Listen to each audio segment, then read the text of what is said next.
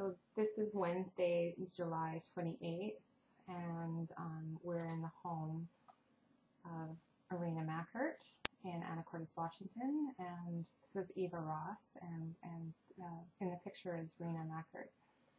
Hi. And Rena, we're here interviewing you regarding a constitutional reference in Canada about whether or not the criminal code provision against polygamy is constitutional. You understand that? Yes, I do. Okay. And so I'm just wondering if you could start by telling us a little bit about yourself and maybe start with your childhood and where you were born. And all right. My birth certificate says Short Creek, Utah. Colorado City and Hilldale, Utah were both referred to as Short Creek back before they incorporated Colorado City. I was born in December of 1953, which was 5 months after the raid of 53. I'm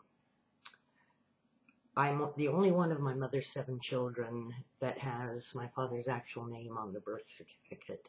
I think that was because my mother was pregnant with me during the raid, so that therefore they didn't think much could come of it. And that's what I've understood. The rest of my mother's children have different names on the birth certificate, which was done by the men and the midwife in town to hide the fact that children were being born of plural wives after the raid and after they got out of prison. And what were your parents' names, Rena? My father is Clyde Chapman Mackert. My mother's name is Myra Coons Mackert. His first wife was Mildred Eads Mackert. His second wife was Donna Mae Coons Mackert. And his fourth wife was Maureen Fulmer Mackert. And your mother was the third My wife? mother is the third wife. When we were young, we all lived in Colorado City. At times, 2 wives lived in one house, and my mother lived in a building right next to the house that the others lived in. But for the most part, when we were down in Short Creek, things were shared. They all helped with the canning and gardening, and they talk about it real lovingly as a real communal, happy time when everyone was working together. When the raid of 1953 happened, my father was arrested and taken to Kingman, Arizona. He was charged with unlawful cohabitation, and he was convicted, and he had to, one story that I was told is that he had to sign an oath that he would not cohabitate with any of these plural wives. And I believe this is what happened because I vividly remember as a young child, there was an officer in town who was not part of the group. He was a Gentile. His name was Alfonso. And what do you mean by Gentile? He didn't belong to the faith. Okay. We were called the group, the Saints. It wasn't until later on that they incorporated and they became the FLDS. So we're talking the religion as it existed before it acquired that moniker. When I was a small child, I lost my hearing in my right ear due to severe ear infections that I got as a result of measles, mumps, and chickenpox at the same time. They did not believe in doctors, and a child being healed was completely up to the power of his priesthood father and the faith of the mother. If the child was very ill, the father would give a priesthood blessing, and then the rest was up to mom. If she had enough faith, then her child would be healed. If she didn't have enough faith, the child would not be healed. Subsequently, I lost the hearing in my right ear. Not too long after that, I contracted hepatitis from a contaminated water well. and I was not treated for 9 months. My grandmother came to visit and saw what was happening, and I got medical attention then. And I remember my grandmother taking care of me during my recovery. I don't know if it was because she lived in Hurricane and it was closer to doctors, or if it's because that's what she wanted to do. But I know her name was Rhea Allred Coons, and she nursed me back to health and taught me how to read. We come from 4 generations of school teachers, so that was very important to her. After that, it was probably about 7 when we moved. My father relocated one family to Moab, and my mother and her older sister Donna were moved to Grand Junction, Colorado. After that, Midge was moved to Salt Lake. Donna went to Orem, Utah, which is just south of the Salt Lake Valley, and Mother lived in the Salt Lake Valley also. When we moved there, my mother being the 3rd wife, her children were all required to use my father's middle name as his last name in school. This was done to help avoid detection. It made us feel like we were bastard children. We took a lot of ridicule from the other brothers and sisters because we weren't allowed to use Father's name. So it created some real harsh realities for us. We were supposed to be Father's children, but he wouldn't acknowledge us, and we were responsible, just as I was as a child, protecting my father from the cop in town, from him being discovered that he'd had more children. It was our responsibility to keep our mouths shut at school. If we slipped and told the truth, Father could go to prison. We would go to orphanages. It would be our fault. Which, as an adult, I realized that that's really backwards, because Father was responsible for his illegal behavior, not his children. How many brothers and sisters did you have, Rena? There are 31 of us. I have 14 brothers and 16 sisters. 4 of them are stepbrothers and sisters. So my father had 27 birth children. And I'm the 13th in birth order. Wow. So growing up was very difficult. We were ridiculed at school, made fun of. We weren't allowed, we wore our hair in braids and had to wear long, funny clothes that the other kids didn't wear. I was quite rebellious. When I got into junior high, on the way to school, I'd roll my skirt up and let my hair down. And I had a friend that showed me how to put mascara on, even though I didn't own any. I kind of pushed the envelope as much as I could. Developed a real rebellious streak, and the only thing I can really look back on and attribute it to was that I saw so many disparities growing up. We were the saints of God, but we had to hide. We were God's chosen, but we couldn't tell anyone who we are. We were required to lie. We were taught to lie to everyone, except those who believe as we do. If you forgot, the repercussions would be the child's fault. So you grow up with a very unbalanced look at how you should live your life.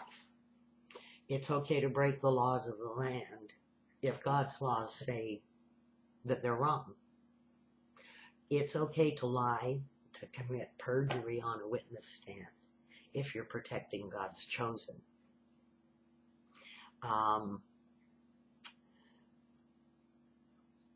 they raise liars.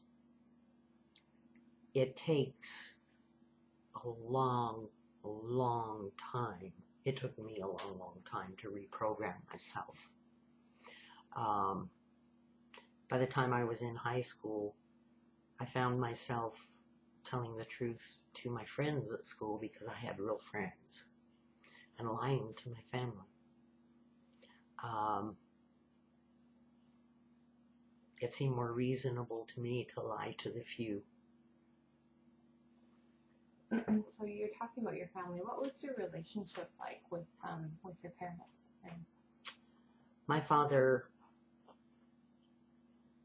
my relationship was very challenging. Very polar opposites. The youngest memory I have, I was 3 years old. This is before the memory of hiding the kids from Alfonso. We were up in the canyon in Colorado City, Short Creek. And my father molested me for the first time that I know of. It was forced oral sex. I cried and begged and pleaded. He'd slapped me, he pulled my hair. When I choked and threw up, he slapped me and spanked me and told me what a bad girl I was, to be quiet, that if I told anyone what a bad girl I was, that he would have to spank me very severely. So from the onset of the sexual abuse with my father, it was very clear to me that I was a bad, evil person. And I'd done something to cause my priesthood father to do those things. We were taught that a woman's, a very young child, remember, a woman's responsible for a man's behavior sexually. If you dress in a way that tight clothing that shows your skin, and a man thinks evil thoughts, it's the woman's fault because she dressed in a way. It's kind of like the old mores and attitudes toward a woman that was raped.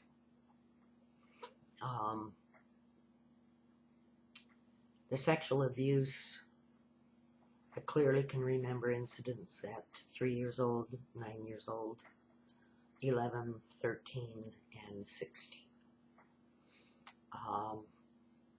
It didn't stop until a year before I got married. And the night before I got married, my father called me into his den to have a talk with me about the facts of life, and he actually said to me, "Is there anything I need to teach you for your wedding night?" And sheer terror, as he's not going to do that to me now. And then the fear that it would never end, because by marrying my stepbrother, I would never get away from him. Can you tell us about your marriage, how it came about and how you found out about it? Okay. My father's fourth wife married when I was 13, and she had a son that was 16. John and I hated each other. It was very clear. Everyone knew. At 3 o'clock in the morning on a Saturday morning, Sunday morning actually, Saturday night was priesthood meeting for the men, and Father got home from it, and hours later, my mother and he came to my bedroom, woke me up, and told me that Uncle Leroy Johnson, had had a revelation, and that I was getting married. I sat there stunned. I didn't want to get married. I just wanted out. How old were you? I was 17. My mother asked, don't you want to know who you're supposed to marry? Or who you're marrying? And I just kind of looked in disbelief. I really didn't want to know. Told me John. And I'm John who, and I'm running down the list of all the Johns that I know. And my father says Swaney, and it's like a knife was stabbed through my heart. There was no love lost between the two of us. I was really headstrong, and he was too. I didn't get any sleep that night. The next day, everyone went to church, and I stayed home with John's mother, and she rummaged through material to find something to make a wedding dress, and she and I spent Sunday afternoon and Monday morning making my wedding dress. John got home from church that afternoon, and shortly after my brothers were going on down the list, the poor girl that had to marry John. They were just going on and about who could this poor girl be, and I'm standing right there.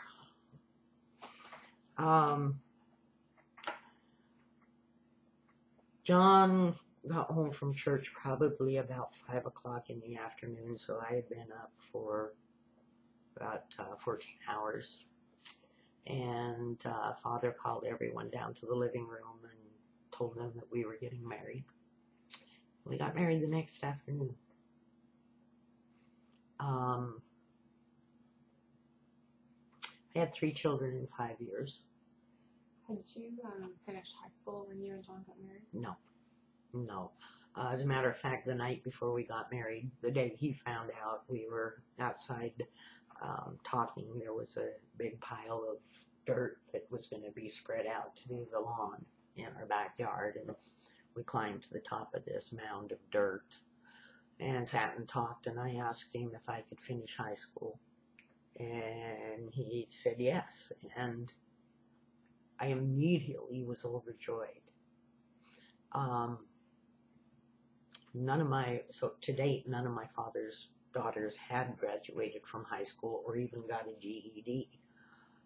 To this date, I'm the only one of his daughters that has graduated from high school. Many have gone and got their GED in college and gone on with their education. But I was the only one who graduated with my class. I also asked him if I could get my driver's license, because it was up to a woman's husband whether he wanted to allow her to drive or not. Everything was subject to the husband. And until you're of that age and married, then everything comes from your father. My father, when I was a young teenager, actually withheld sanitary napkins from me because I was being rebellious. I had to find rags. Very humiliating.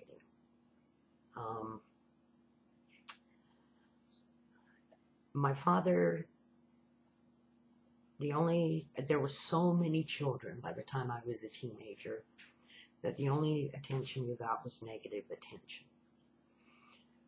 And I struggled so hard to try to get my father to love me in some way. And after a while, it was negatives better than nothing. So I acted up a lot, did things on purpose to get attention, thinking that someday he might stop taking the belt to me and might actually go, perhaps she needs me in her life because she's acting out. Parents' thoughts are not of their children's needs. Not at all. It's whatever works for what's going on and whatever the prophet says. I was married to my husband for 5 years, as I said before.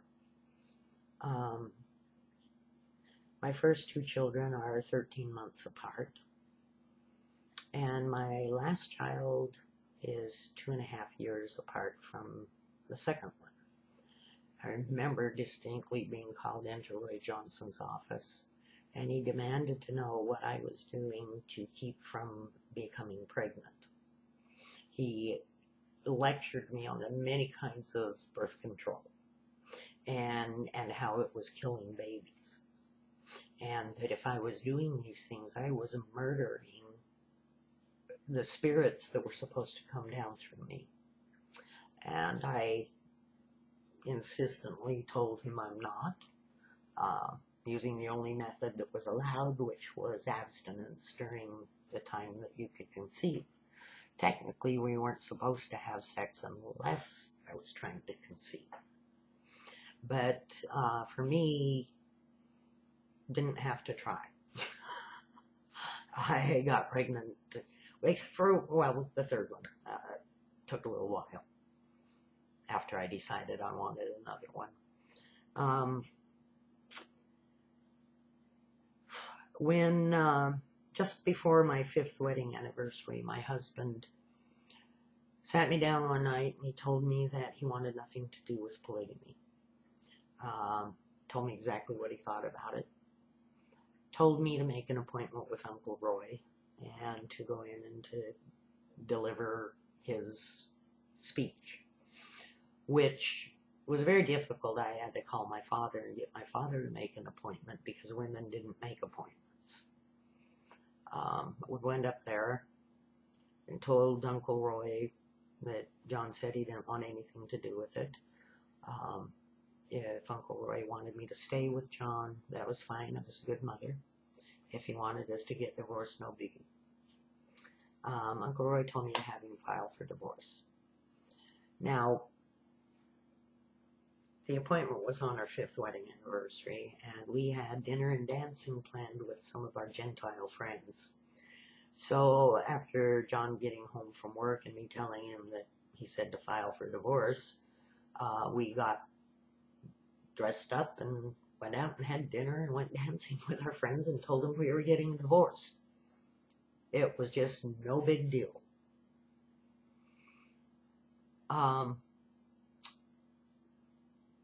After I left, or after my husband left, I was moved out of the home that we were buying and into a very small cinder block house across the street from my father's.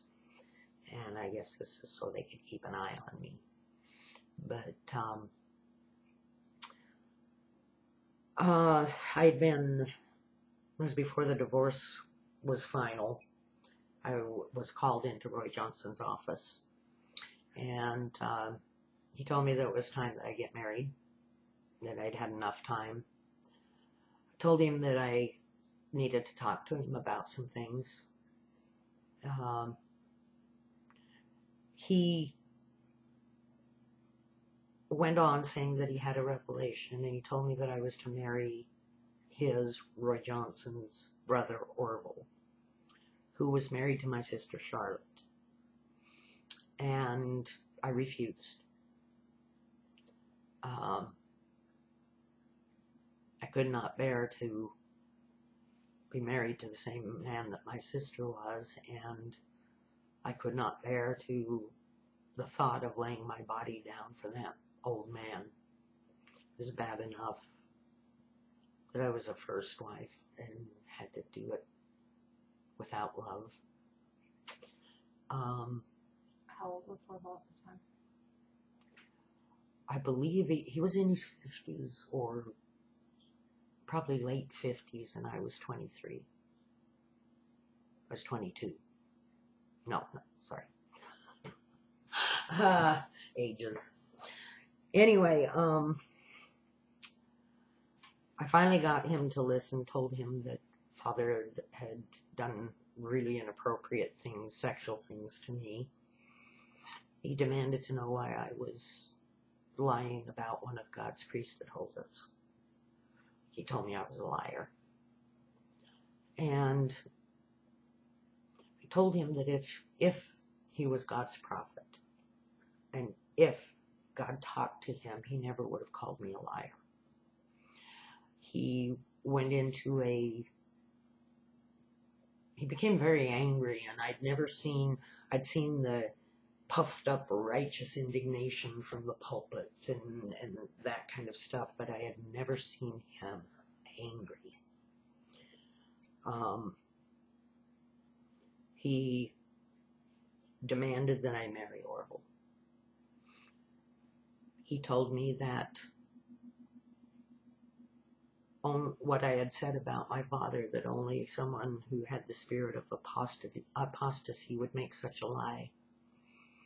He screamed, "Sister Sweeney, do you have the spirit of apostasy?" I looked at him and I said, "I guess I do." And he went on and on berating me, and I blew up. Said I did everything I was told. I married who I was told. I submitted like I was told. And everything that I was told would not happen to me has happened to me. I told him to go to hell, and he started in on me again, and I grabbed my stuff to leave and turned around and looked at him and said, "Fuck you." And I walked out. From what I've been able to piece together, I'm pretty sure that he made a call to my father immediately, because the morning that I went to pick my children up, I was cocktailing, and that was an easy thing for me to do because my priested husband took me into bars when I was 19, took me out dancing. So it was very easy for me. I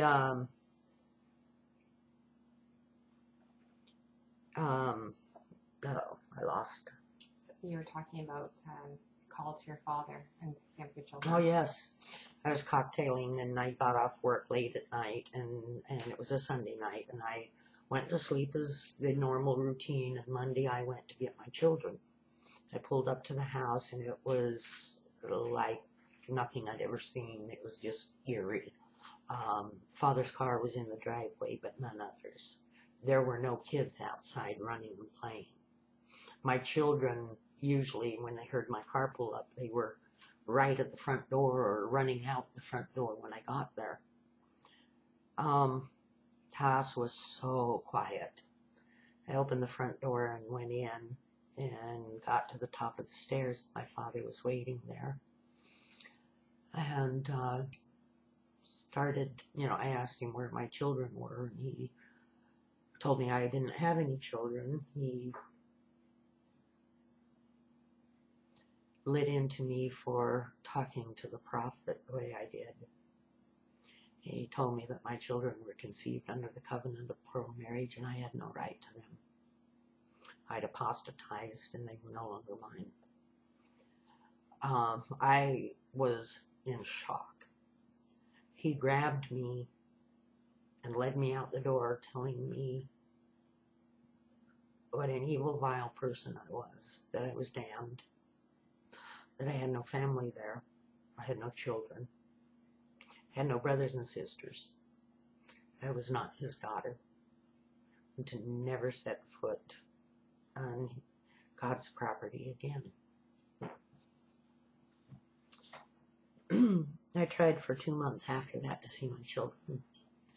I would drive past, and if little brothers and sisters saw me, they'd run and hide.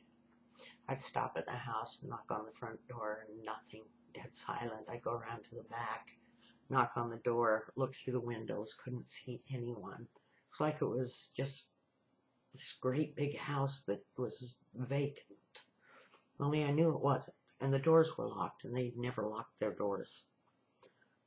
Did you think about going to the police? No. Why not? It's the last thing I would have done. Mm-hmm. First of all, I didn't know that I had legal custody of my children. I didn't know that all I had to do was call the police. The programming, the indoctrination that no matter what, you don't call the authorities. They are the enemy. I just wanted my children. I didn't want my brothers and sisters in orphanages. It never crossed my mind. It never crossed my mind until months later.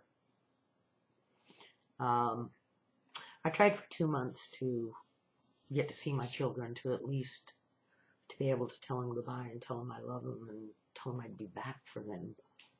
I wasn't allowed. They were told that I didn't want them, that I just left.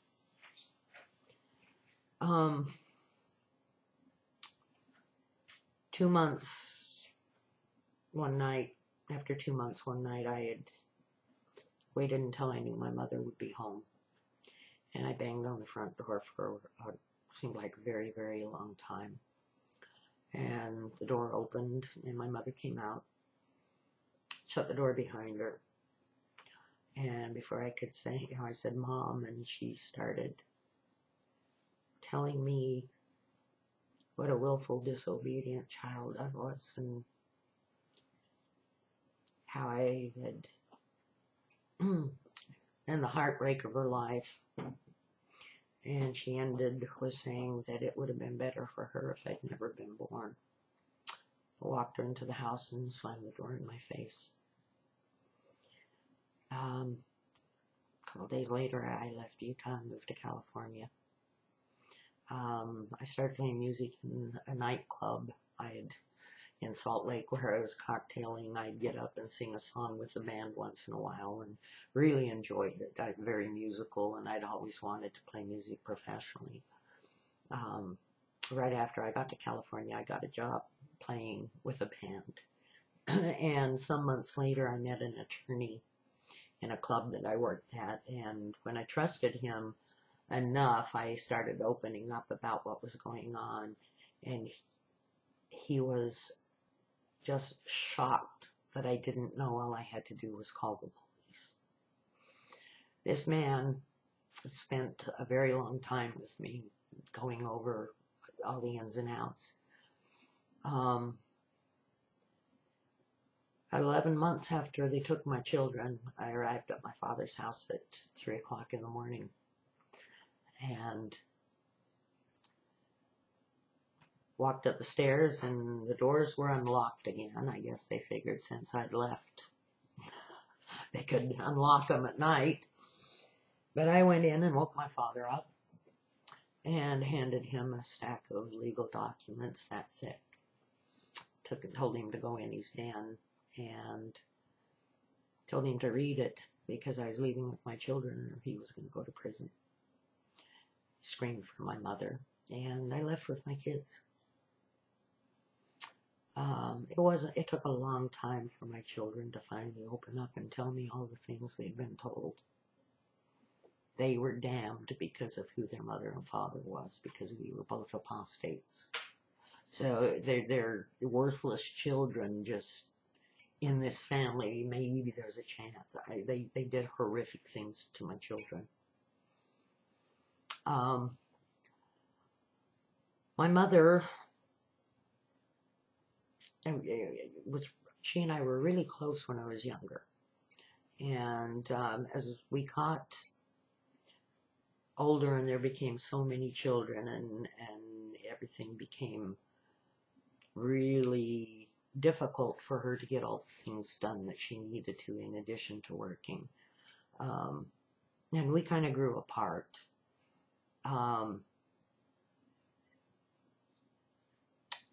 It's taken us a long time to try to get to know each other for who we really are. You know, Mother still believes in polygamy, though she's not married. It's taken me a very, very, very long time to establish the kind of relationship that I want with her. I feel like I finally have it. But she's learned to accept her children as they are. It's just really hard for her because her worth as a woman depended on how many faithful children that she raised for the principal, and every one of her children have left. And how many Like 7. 7 brothers and sisters from your There, mom. there's 7 children.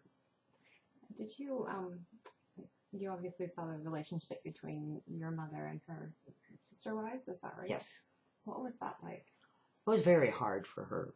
There was a lot of jealousy. Father was a master at making each one of them feel like she was the favorite. There was a lot of tension between Donna and Mother, being sisters, married to the same man. A lot too with how they met and how they were courted. So it went back a long ways. And this is one of the things that I've seen in polygamy, is that when sisters marry the same man, that relationship can never be recovered. The relationship between the sisters. It is irreparably murdered. It is just gone because there's so much jealousy. There is so much need for intimacy and belonging, and there's never any for the women. There's never any for men. You can't have intimacy when there's more than 2 people involved in a relationship. So your life is a life of popping out as many babies as you can and working your hardest to make sure your husband says that you're a good woman and that you're living your life right. And to submit to everything that comes your way. What was your relationship with your father's other wives? Very strained. The 2, Midge and Donna, we had children. My father had children kind of in 3s. So some of the children we referred to them as triplets, and there'd be 3 boys, and then there'd be 3 girls, and there were a lot of jealousies between the mothers about the children. Who had the cutest child. I remember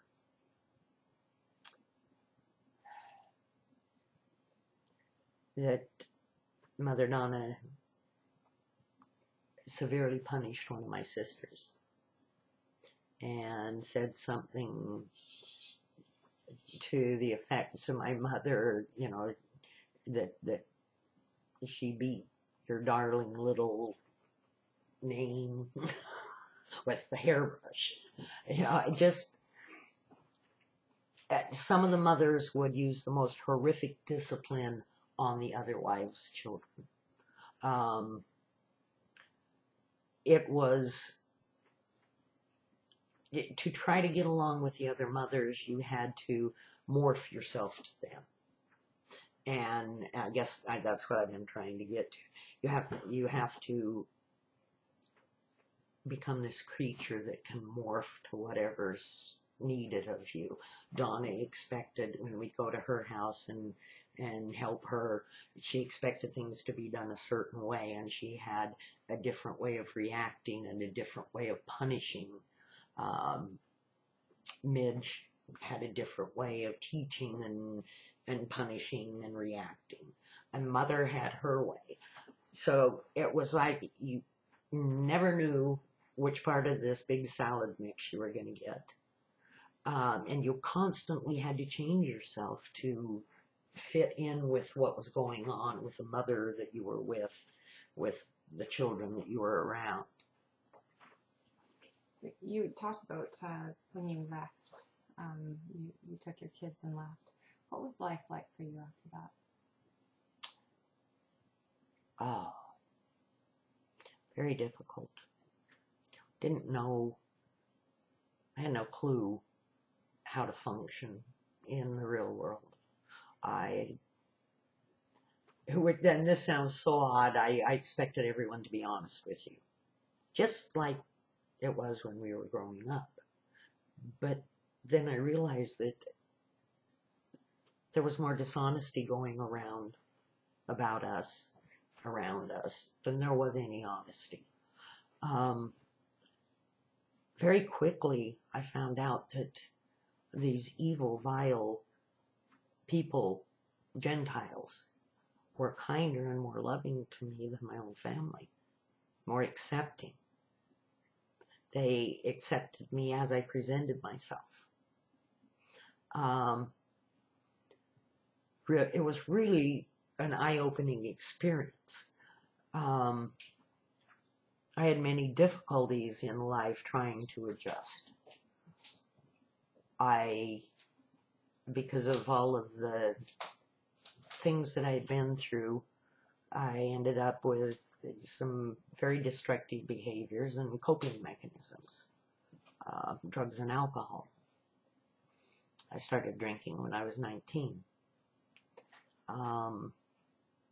With your husband? Yes. And it carried on after I left him, and as I became a professional musician, it went on, and it escalated and escalated until it had a hold of me. I've been sober since December of '96. I developed a drug addiction, which was another way to numb out. And I dropped that in February of '93. So I've changed, and it's been a constant struggle for years. And I'm still learning things about myself, and I still think there are things when I go, okay, yeah, I finally got this beat. The thought process, the choice pattern. I finally got this negative part of it beat. And then I find out that I haven't. And it can be very difficult. The indoctrination and the mind control is so ingrained that I still have to stop myself on certain things and stop the thought process and take it back to where it should be. Can you give an example? See a father walking down the street holding his daughter's hand, and I wonder.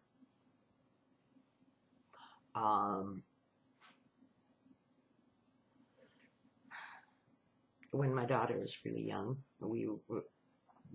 physical punishment was expected.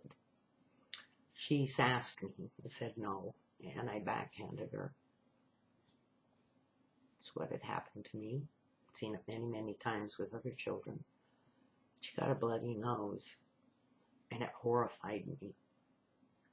And I had to break that. And I had to refocus myself and train myself not to go down that path. I've had to, if someone gets critical of me, I have to stop myself from going to the place of no self-worth. I suffer from depression. I have severe post-traumatic stress. All of this brought on by polygamy. No, Rena, you can expect that some people would look at this interview and say, well, you know, Rena was in a horrific and abusive situation, but what does that have to do with polygamy? Everything. Everything. There was not one family I knew that didn't have some kind of sexual abuse going on. There is not one family that I knew that the children weren't beaten, and it's called discipline. They preached openly from the pulpit that you can beat a child nigh unto death for deliberate disobedience. And in my mind as a child, hearing that meant that if I was told to pick up my shoes and I didn't, that they could come this close to killing me.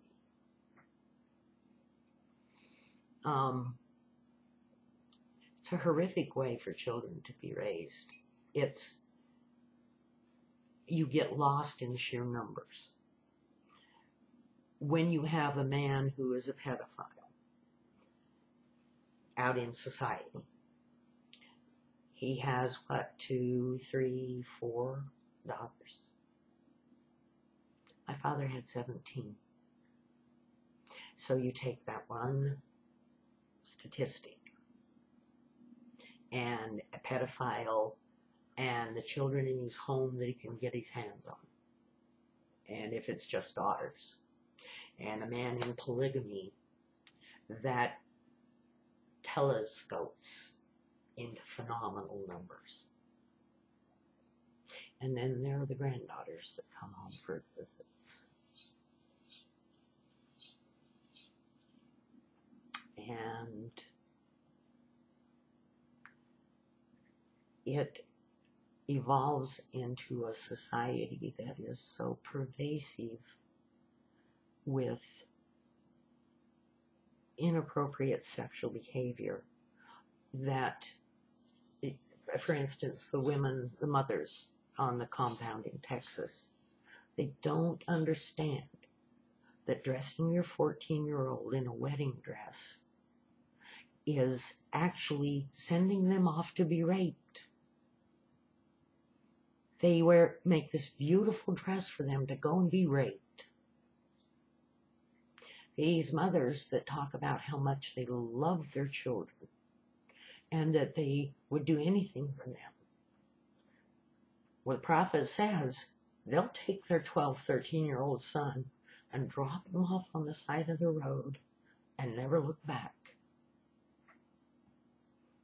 And they have to get rid of the younger men because there's a 50-50 ratio in birth rates, statistically, anywhere in the world. And so if the older men are going to have multiple wives, you've got to weed out some of the younger ones. When our father was younger, there came a point where they told some of the young men they'd have to convert their own wives. They don't allow conversion anymore. So they have to boot the younger ones out, find something wrong with them, something they did wrong so they can kick them out.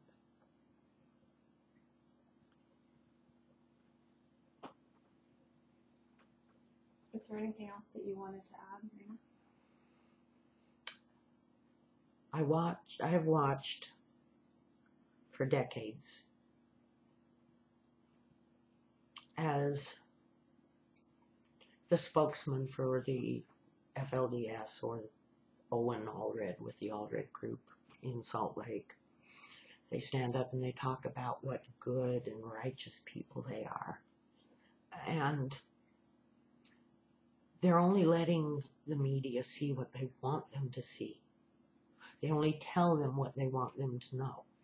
One of the biggest things that I found just ridiculous was when Willie Jessup stood up in front of the media down in Texas and said, we have never performed underage marriages, but we promise we're not going to do it anymore. You can't believe anything they say, because God expects you to lie to everyone that doesn't believe as you do. So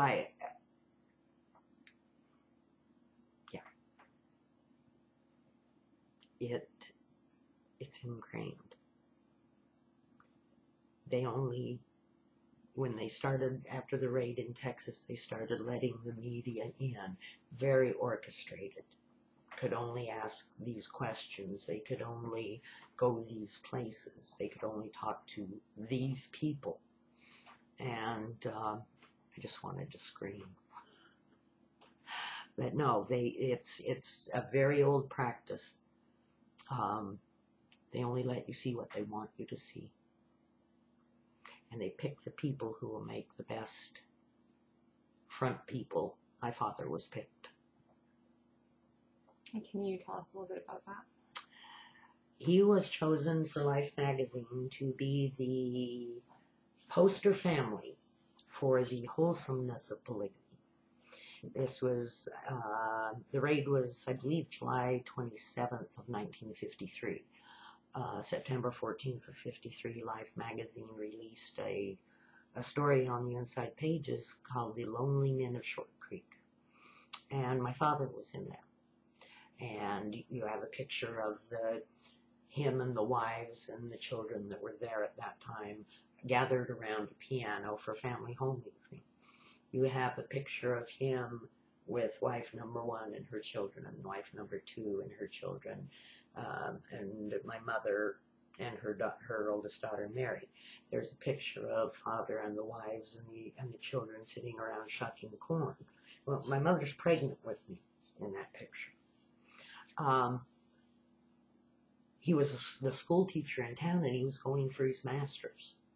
He was a handsome, educated man who chose this life.